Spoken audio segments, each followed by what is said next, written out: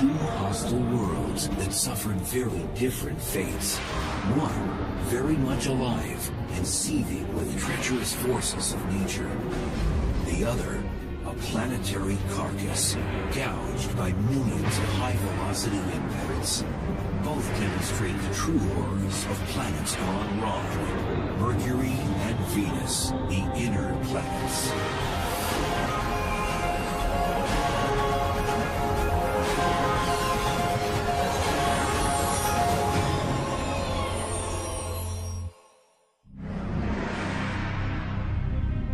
Along with Earth and Mars, Mercury and Venus make up our inner solar system.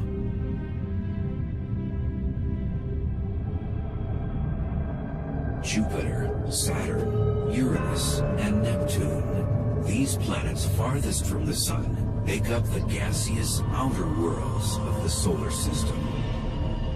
Over 4 billion years, the inner planets bound enough interstellar debris to become rock solid.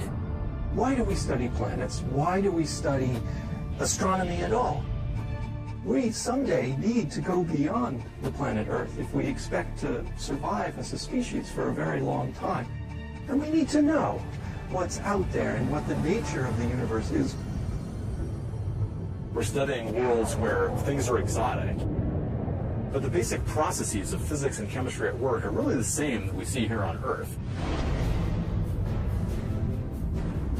Millions of miles separate us from our rocky cousins.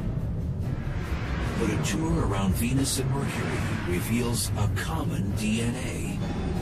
We can go to Mercury and Venus and really look at these as places, as worlds, with their own histories, and then contextualize our own planet's history. Venus is the 6th largest planet in the solar system. At its closest, it is 26 million miles away from Earth. A year on Venus lasts 225 Earth days. And if you weighed 150 pounds on Earth, you'd weigh 136 on Venus.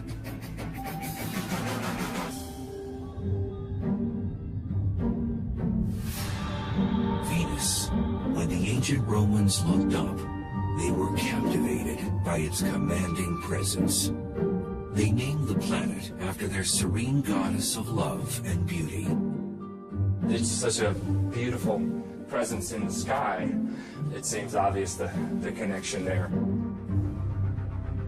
Venus has long been considered our sister planet because of its closeness in composition, gravity, density, and size. Venus and Earth are almost twins in a lot of ways. They're almost the same size. Venus is slightly smaller than Earth. So if Earth was a regulation basketball, Venus is a soccer ball, slightly smaller. And Venus is the closest planet to Earth. So for a long time, it was thought of literally as a twin planet. For ages, scientists thought this twin, like Earth, was a planet covered with deep oceans, lush rainforests, and had a climate that would give credibility to the notion that intelligent life could exist there. Before the space age, people thought it might be very Earth-like on Venus. But the paradox is when we actually got to Venus and started exploring it, the conditions there are so different. It turned out Venus was less of an exotic sister to Earth and more of an evil twin. So here you have two very similar planets in their sort of bulk properties, but they've evolved to such different states. And that creates an interesting problem in understanding planetary evolution, a sort of controlled experiment. Take these two similar planets and let them go for 4 billion years, and then why do they end up so different? First, some of the basic differences. Venus has been hit hard with meteors. One so strong that some scientists think it may have reversed the planet's rotation. Venus has a very slow rotation, and it has what we call a retrograde rotation. So it spins backwards compared to the direction of spin of all the other planets. Because of this retrograde rotation, the sun rises in the west and sets in the east. And the Venusian days are long ones. The amount of time from one sunrise to the next is about 8 Earth months. But the orbital pattern and long days aren't what make Venus so intolerable. In part, it's the wicked climate. With a surface temperature of 900 degrees Fahrenheit, Venus is the hottest planet in the solar system. Travelers there would have their trip cut short in no time. It would take a matter of seconds, maybe 1 second before they were gone, roasted to death. If you're an astronaut sitting on Venus without a spacesuit, then your skin's going to crisp up. You're going to cook just like a turkey in an oven, except much faster even. The unforgiving heat wave is created by a process called the greenhouse effect, the identical process that keeps Earth's climate in check and teeming with life. But a closer look at Venus tells us how this common trait can be a cycle of life and a cycle of death.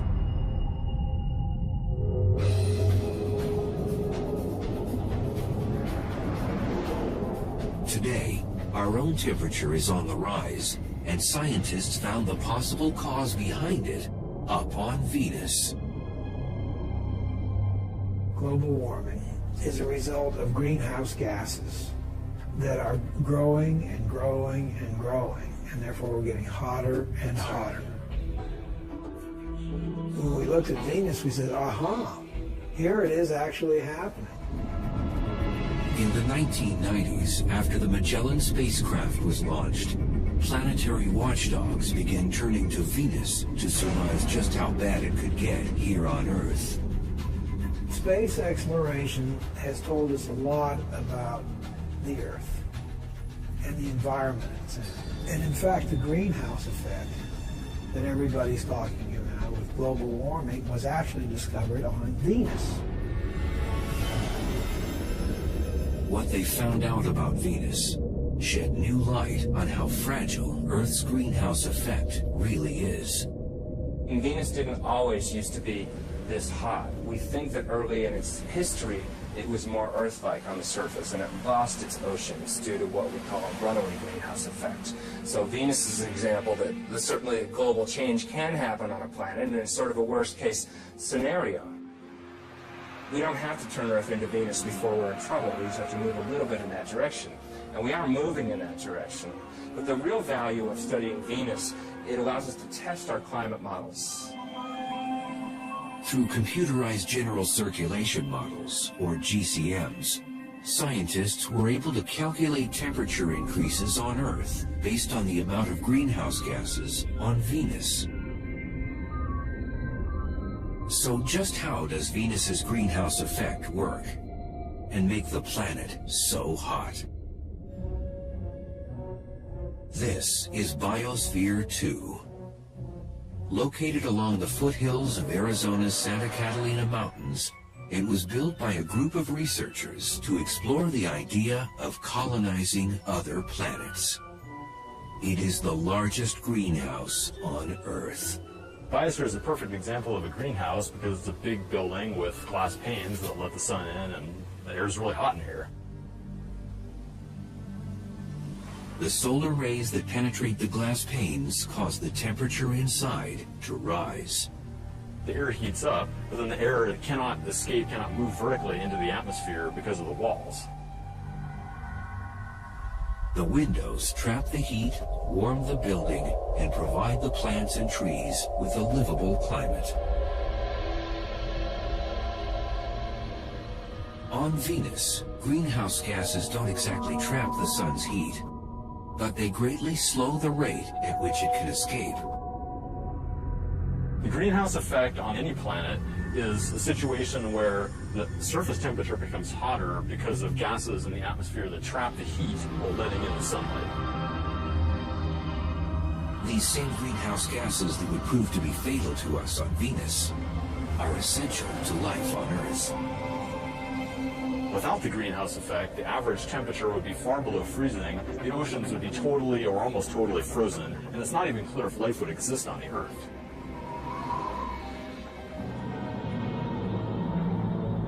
We talked about how hot it was, but why is it so hot? The answer has to do with the atmospheric composition. It's almost all carbon dioxide there. Carbon dioxide, or CO2, makes up 95% of the Venusian atmosphere. And that high volume of gas traps more heat.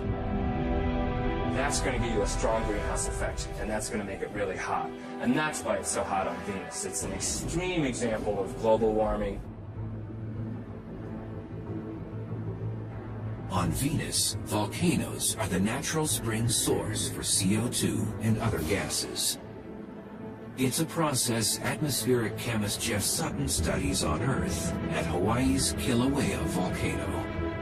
Deep below the surface, atomic compounds ignite during volcanic activity to form CO2. The gas is born from the pressure created by the heat of molten rock, or magma. It rises towards the surface. It reaches the summit magma storage complex. The pressure is decreased on the magma. And the effect of that is to allow gases that are trapped under the very high pressure to be released and bubble out. The Venusian surface would likely have cracks in the lava similar to these vents, where gases escape into the airstream. Somewhere between 8,000 and 30,000 metric tons of carbon dioxide boil out of the magma chamber each day. And it amounts to something on the order of 3.5 to 5 million tons per year.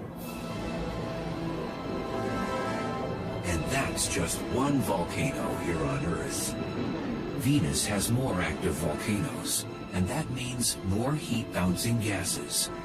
So all the CO2 just builds up in the atmosphere on Venus, which just makes it hotter and hotter.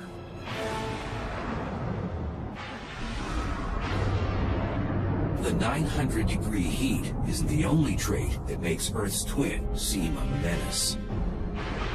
30 miles above the scorching ground of Venus, there's havoc occurring on the planet that makes 900 degrees Fahrenheit feel like a cold front.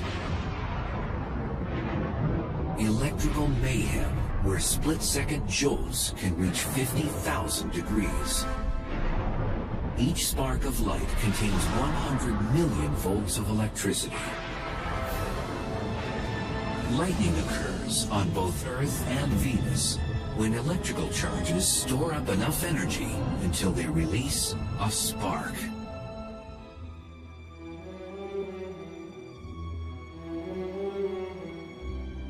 Niels Oppenheim teaches planetary physics to students at Boston University. And researchers like him get in on the action at Boston's Museum of Science. In their caged lighting exhibit, 30-foot-high domes motor up to simulate how lightning is generated on Venus. And then, it's showtime.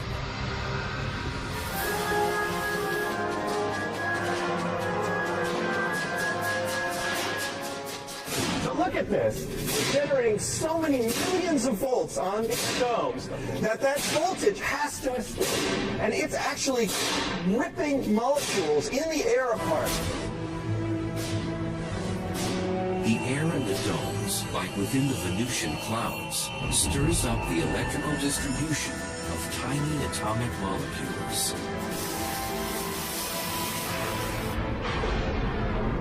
So the ripped molecules make that light as they reassemble themselves, and that's what a lightning bolt is. Cosmic particles from exploding stars way out in the galaxy trigger lightning. When these hit the atmosphere, they provide that spark. These are particles that come from way out in the universe into the atmosphere and cause a shower of charged particles. And on Venus, you'd probably have real lightning to extreme extent. It would contain enormous amounts of energy and go for miles and miles. On average, lightning hits the Earth more than 3.1 billion times a year. The number of times lightning hits the ground on Venus? 0. The atmospheric pressure on Venus is 90 times greater than on Earth because the weight of the atmosphere created by gases is heavier. This prevents Venusian lightning from hitting hard ground. Instead, it is restrained to the clouds. There's just too much resistance in that very thick air for a lightning bolt to get through. It's much easier for lightning to discharge from cloud to cloud. And besides appearance, there's little else that's Earth-like about Venusian clouds. In fact, the main ingredient that creates them is toxic enough to burn through human flesh.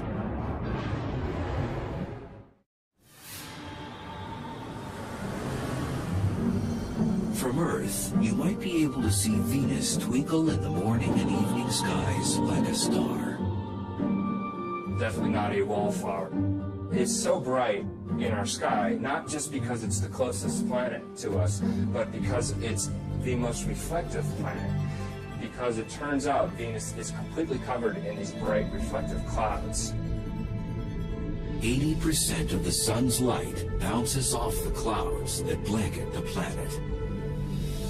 But even in the clouds, Venus, our so-called twin planet, manages to show an evil nature. And we know that the clouds of Venus are made out of sulfuric acid, basically like battery acid.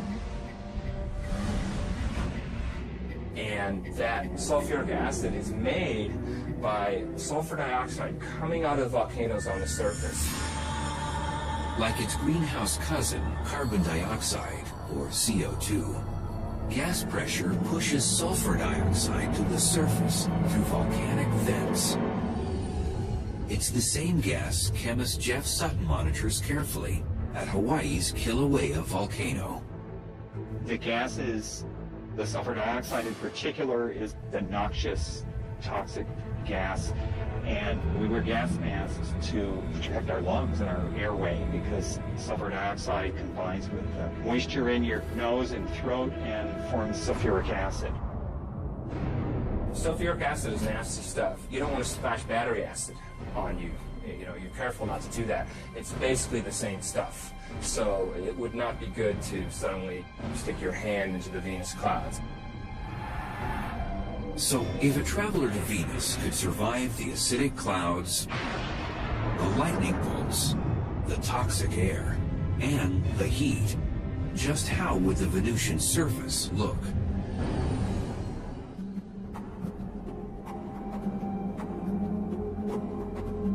Volcanologist Jeff Burns with the United States Geological Survey, or USGS, circles the globe to understand what drives volcanic activity on the inner planets.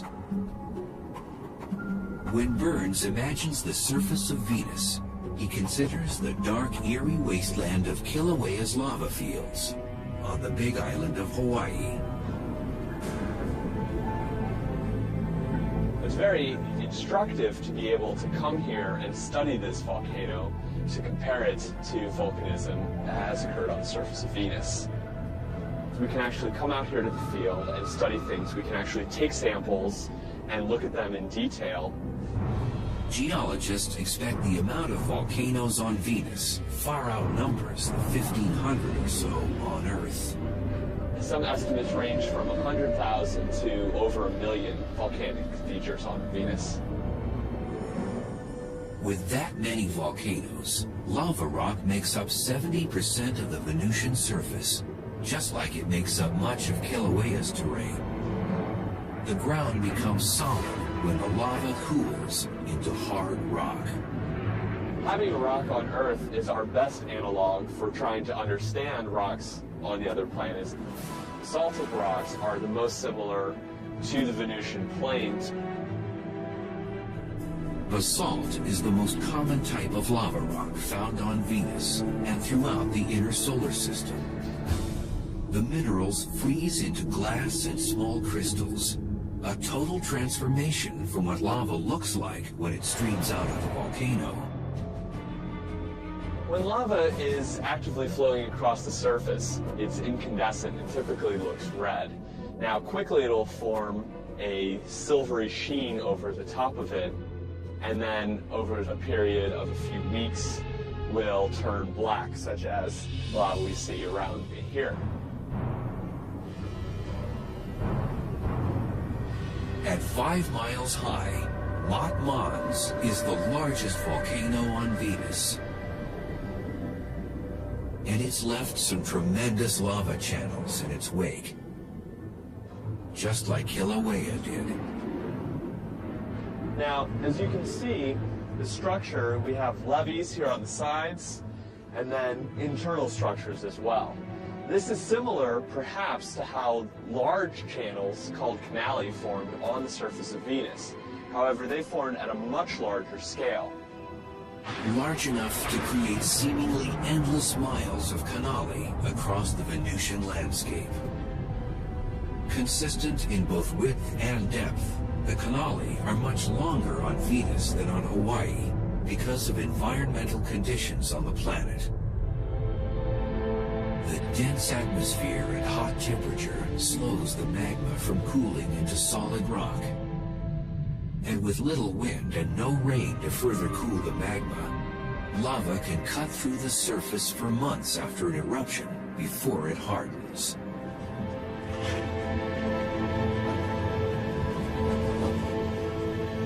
On Venus, if you did see layering, you would expect to see layer after layer of volcanic rock that would all be relatively black and basaltic in composition. You would probably see little bits of color due to potentially oxidized iron, which would look red.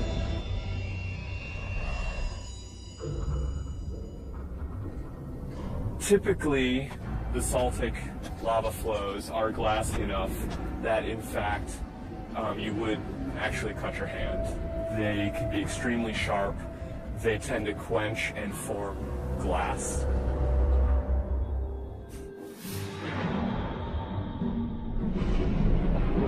And then there are the skies. That heavy Venusian cloud cover diffuses most of the direct sunlight. It would be a lot darker on the surface of Venus during the day than it would be here on Earth. Also, because the light is scattered very efficiently, you tend to lose shadows. So everything is lit fairly consistently across the surface. And then additionally, because of the composition of the atmosphere, everything would tend to have more of an orangish tinge to it.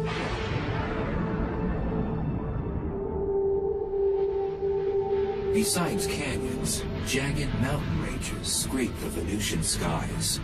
The planet's highest peak is on Maxwell Mons. Maxwell is about 35,000 feet high, which puts it at a healthy distance above Mount Everest or any mountain on Earth. Everest is something like 28,000 feet high. So it's definitely larger than anything on Earth. Our sister planet seems to have outdone one of our 7 natural wonders. But how would the Venusian terrain measure up against another geologic feature, our canyons? The Grand Canyon, a great chasm eroded over 250 million years by the Colorado River. When the Colorado Plateau was uplifted millions of years ago, it gave the water more energy to cut back through the canyon and wear away the rocks. The vast canyons on Venus may have also been formed by erosion, but not by a river. Volcanic systems can erode canyons by having fluid flow if it's very fluid, not very viscous. Materials can erode similar to water. And the Grand Canyon is only part of the Colorado River system. but even looking at the Colorado River system as a whole is not nearly as long as the longest channels on Venus.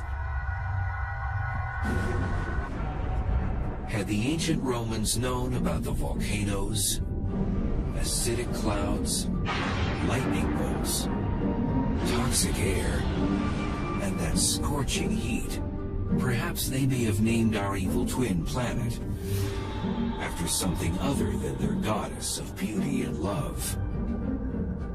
There's irony there because, of course, the Greeks and Romans didn't know anything about the conditions on Venus, and then here we are a couple thousand years later, and we're actually exploring this place, and, well, it's not quite so nice according to our taste. But how do the dangers found on our sister planet compare to the cosmic violence on Mercury?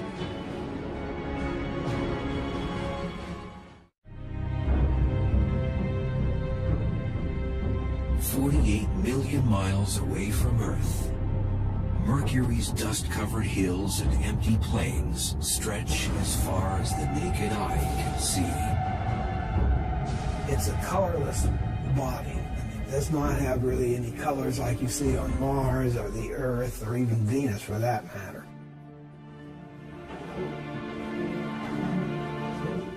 Dr. Robert Strong with the University of Arizona's Lunar and Planetary Lab has been a chief authority on planetary geology for more than 35 years.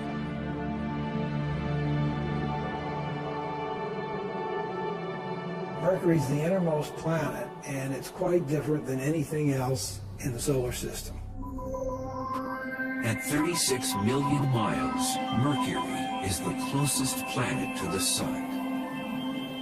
The planet has no known moons. Mercury has no atmosphere. And it's a naked eye planet, visible on Earth during the twilight hours.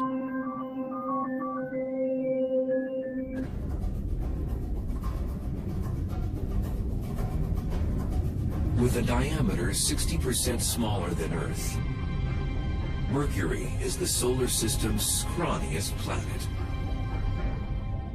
Much too small to generate the strong gravitational field needed to retain an atmosphere. Gravity depends upon the mass of the object, on the mass. So the larger the mass, the more the gravity. So on Mercury, the gravity is less on there.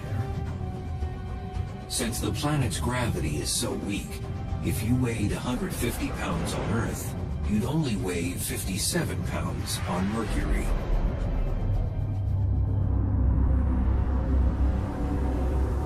Planet size matters when it comes to the internal heat needed to sustain geologic activity. The internal convection currents that drive geology stop, and in general, it just freezes up, and there's no way to sustain that geological activity. And that happened to Mercury a long time ago, probably after less than 1 billion years of its life. The days when the planet beat with a strong pulse that produced volcanic and tectonic Mercury quakes are long gone.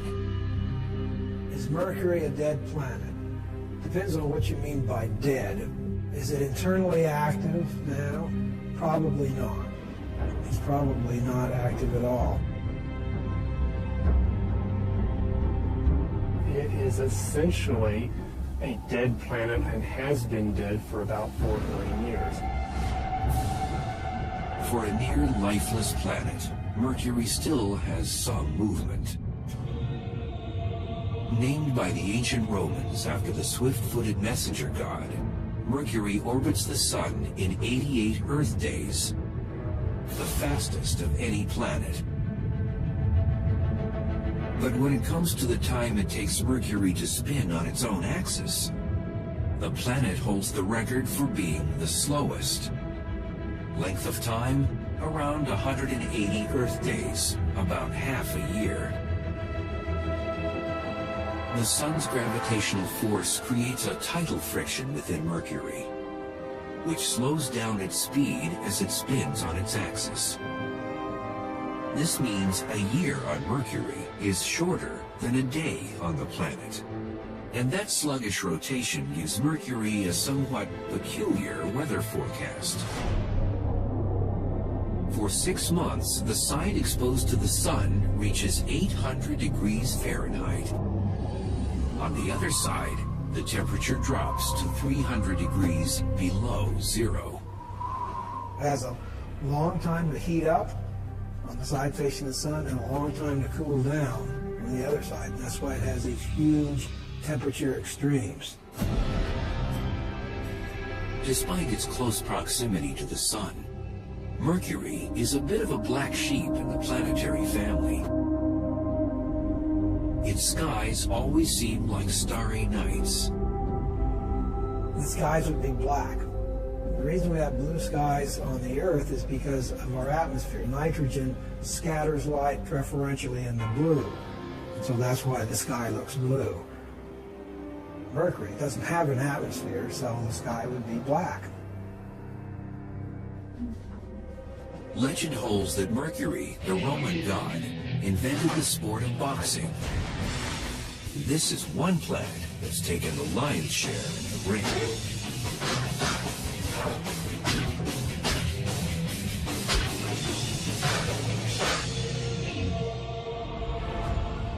Mercury has had millions of meteors and asteroids explode on its surface because it doesn't have an atmosphere to protect it.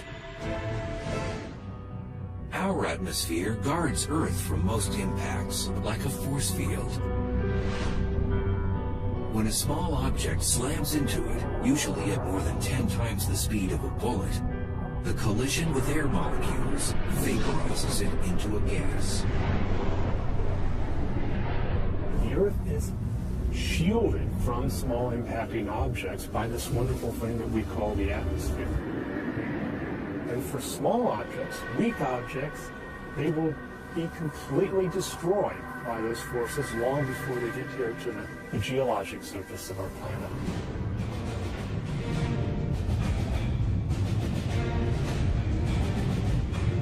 On Mercury, without that atmosphere, the asteroids and meteors smack down at full throttle. This makes Mercury the most heavily cratered planet in the solar system. You cannot take a step on Mercury without encountering an impact crater. Back in 1974, the Mariner 10 space probe mapped half the planet's surface, including the largest crater ever surveyed in the solar system. The most prominent feature is a feature called the Caloris Basin, which is a very large impact crater that is about maybe 900 miles in diameter. 900 miles in diameter. That's a couple hundred miles broader than the entire state of Texas. Researchers speculate the iron meteorite that made that impact stretched for more than 60 miles before it crashed into the surface. Moments after impact, seismic waves converge to the antipodal point, the spot on the exact opposite side of the planet. The seismic waves, the shock waves from this thing traveled, and they've concentrated simultaneously around the other side of the planet and literally shook apart the surface. The seismic turbulence jumbled up the crust and twisted the terrain into unusual rock formations. There's all this weird terrain. In fact, the technical term is weird terrain. Because you look at it and it's just weird. It's jumbled up and hilly and doesn't make any sense according to most geological activities. It's just very rough and looks as though somebody kind of scooped up the surface and just kind of dropped it down. Pre-existing craters suddenly became crude hills, some 6 miles wide and a mile high. In fact, the amount of surface elevation could have been on the order of a kilometer or two in just a few seconds. It would have been horrendous. Scientists have no way of knowing exactly when the Caloris impact happened, but they can surmise one thing. If an asteroid the same size crashed into the Earth, the impact would be catastrophic and wipe out human civilization.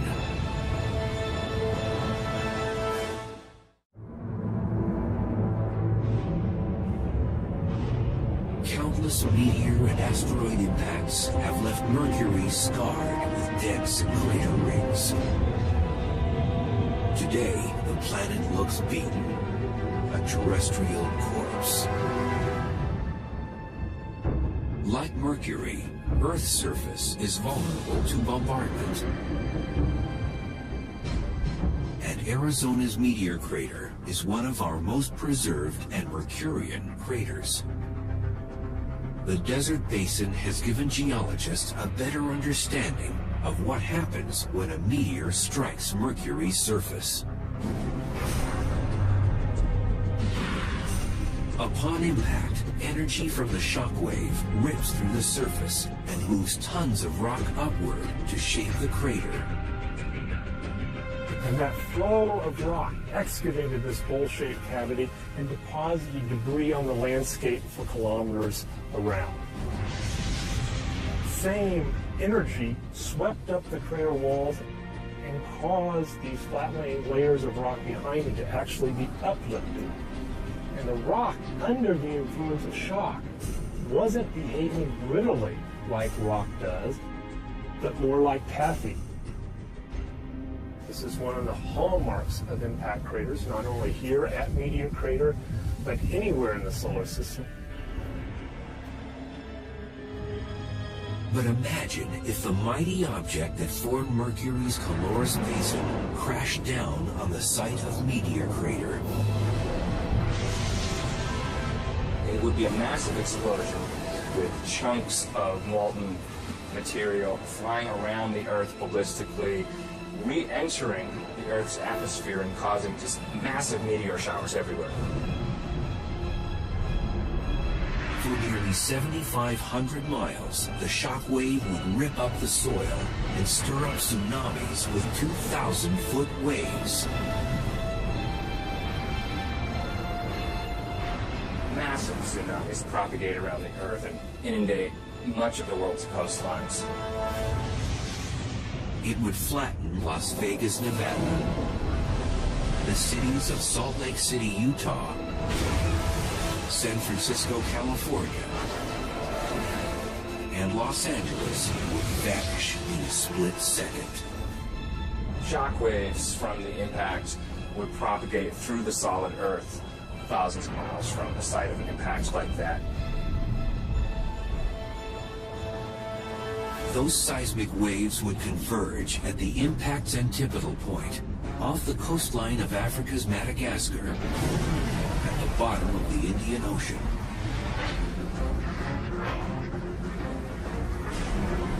Suddenly, a mountain range would explode through the ocean floor and crash up to form that weird Mercurian terrain.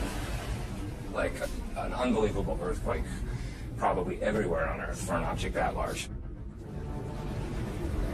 Meteor Crater would be a nick in the surface compared to the Mercurian gash left behind from a Calorus-type impact.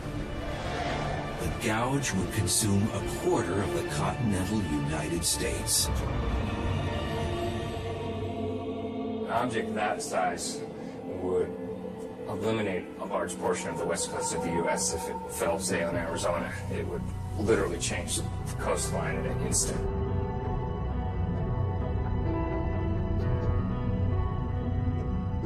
Back on Mercury, those craters give it an iconic stature in the solar system. And some of these pockmarks harbor mysteries. When the radar at Puerto Rico's Arecibo Observatory honed in on Mercury's poles, it picked up something that left researchers befuddled. Ice, of all things. One of the hottest bodies in the solar system, and it has ice in the poles. And the reason it has ice there is because Mercury is a heavily cratered surface. And so craters in the polar regions, the inside of them, are constantly in shadow. That's because Mercury is vertical relative to the plane of its orbit. So some crater floors never receive light or heat from the sun. But with no obvious water source on the planet, that begs the question, how did the ice get there? Scientists believe the mystery ice could have come from a comet. Comprised of rock, dust, gases, and ice, comets come from the outer reaches of the solar system, where the temperatures are much colder. Could this ice just be on the bottom of permanently shaded craters, or could it be ice that's sort of covered up by a layer of dust which is shielding it from sunlight? We really don't know. Besides these common collisions, there is yet another type of crater on the planet, and they weren't formed by anything that fell from the sky. Instead, an Earth-like force of nature created these holes, and it generated deep from within the planet's core.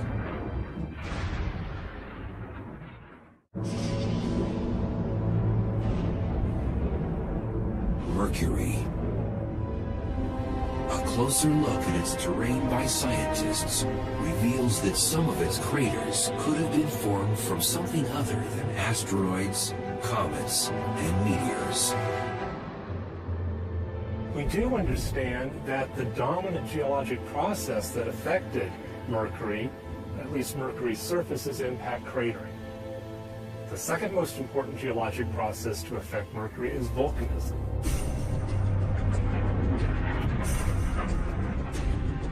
Although we haven't seen any definite evidence of volcanoes on Mercury, we do expect that there have been volcanic eruptions in the past.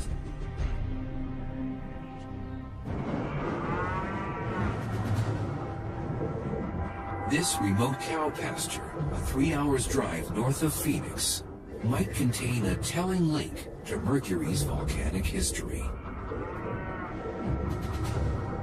The cratered hills are extinct cinder cone volcanoes, and geologists suspect similar ones can be found on Mercury. This is a cinder cone. You can see behind me there's a large crater in the center, which is typical of cinder cones. These volcanoes do have their differences with Mercury's cinder cones. Because Mercury has less gravity, we would expect the cinder cones that form to be much wider and much flatter. All volcanoes erupt when the pressure from the magma, or molten rock inside, is greater than the strength of the rock containing it. Pressure increases for two reasons: too much magma and too much gas. And when pressure increases in a volcano, it usually has one place to go. Lava comes up to the surface and erupts explosively. You have a vent area and you have what's called a fire fountain. If the pressure is great enough, its force can spew lava higher than 100 feet on Earth. But on Mercury, with such low gravity, the fountain could eject lava 30 stories high.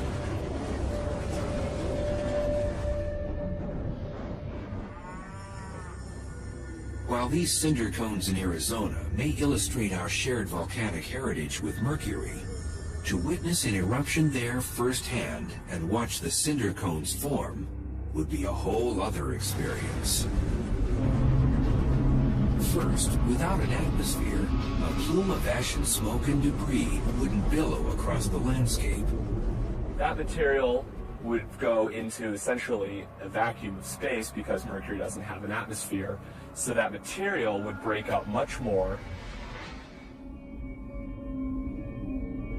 Also on Mercury, you wouldn't be able to hear the loud eruption. Since Mercury has no atmosphere, there's no way of transmitting sound. So if you were on Mercury and playing a guitar or a ukulele or a piano, you would not hear anything because there is no atmosphere to transmit that sound. So it would be just complete silence.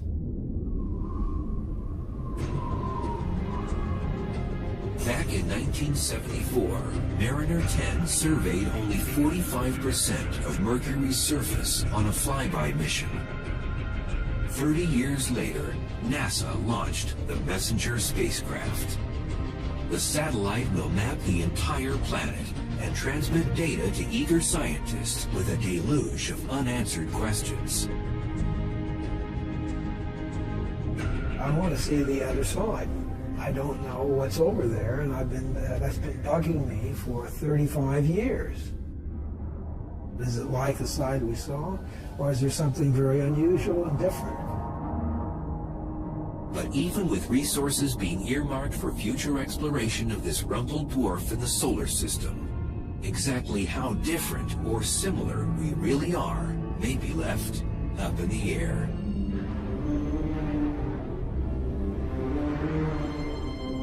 Despite the harsh conditions on Mercury and on Venus, a close look around our own backyards reveals the good, the bad, and the ugly of the inner planets. The universe is this vast, vast thing, and here we are sitting on this little pinprick. I mean, we are not isolated. We see things that happen on these other planets, tremendous climatic changes in the past that have happened in a very short period of time and changed that. And that can happen on the Earth. Ultimately, it enriches our knowledge of who we are and how unique and how rare an environment like ours and even creatures like us might be in the universe. And that evolution, that exploration, that turning the corner, that discovery of new ideas is what we're all about. There's a bright future.